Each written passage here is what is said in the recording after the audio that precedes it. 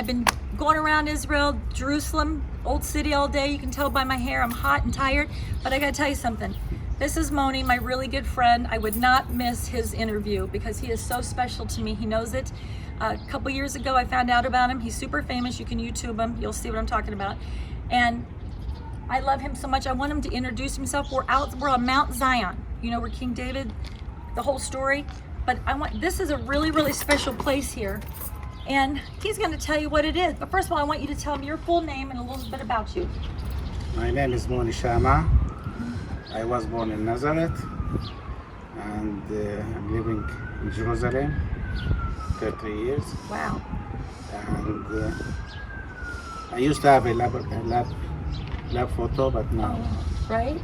And right now I'm working at Greek Orthodox Church. Well, how did you get the sacred key to this door? How did you acquire that? How did you come to get that? That's an honor. How did you come to do this? They asked. They asked you. Yeah. That's what kind of guy he is. He's a wonderful guy. But okay, so we're talking about that. But what is this place, Moni? You want to tell them what it is? They claim that it's the first Christian church here. This is where the disciples came after the resurrection. This is where they hid from the Romans, and also this is where the Pentecost happened, right? Yeah. Where the fire came upon them. This is the place. Look at this. Secret, it's hidden, but I gotta tell you, it's a very, very special place. I'm gonna take you inside. It's the real Pentecost place. It's the real place that the disciples hid, and they loved the Lord. They probably sing and praise in here. So I'm gonna take you in and show you. Okay, everybody. So I told you what this place is.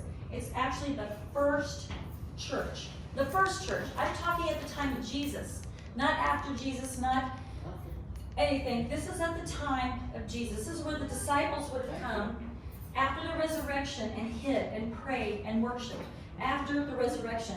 Right here we have a mikvah, which is a body immersion. They would immerse themselves to get pure before they went into the temple. But I'm sure they were purifying themselves to come down here to worship amongst this area. Something else that's really exciting is that this is where the Pentecost happened. This is where the fire of the Holy Spirit came upon the disciples and all the people. This is that place.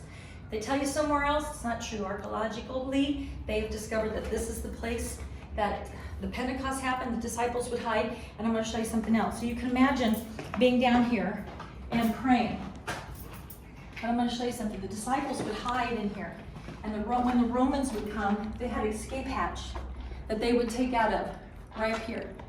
And that's how they would escape. Mary was here, probably Mary Magdalene, the disciples. There's a cave down here that we can go into. It's just a little too dark for explanation, but it's a circle cave, and they think that's where they would go for prayer, worship.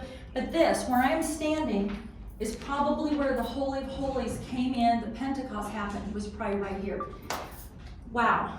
I mean, this is pretty powerful. We've seen a lot of things today, but this is amazing when you think about it. I bet you this is also what I heard from someone do you remember when Jesus came to his disciples and he showed Thomas wanted to see his hands and the hole in the side? This is where that would have happened, because this is where the disciples met after the crucifixion together. This is where they waited on the Lord. So you visualize Thomas maybe sitting around here on a mat and saying, Lord, show me your hands. Oh, I believe. Your job is to believe without seeing. Remember, Jesus says, greater is he who sees without seeing, believes without seeing. You need to believe without seeing. But you're seeing this, and this is the real deal. Amazing.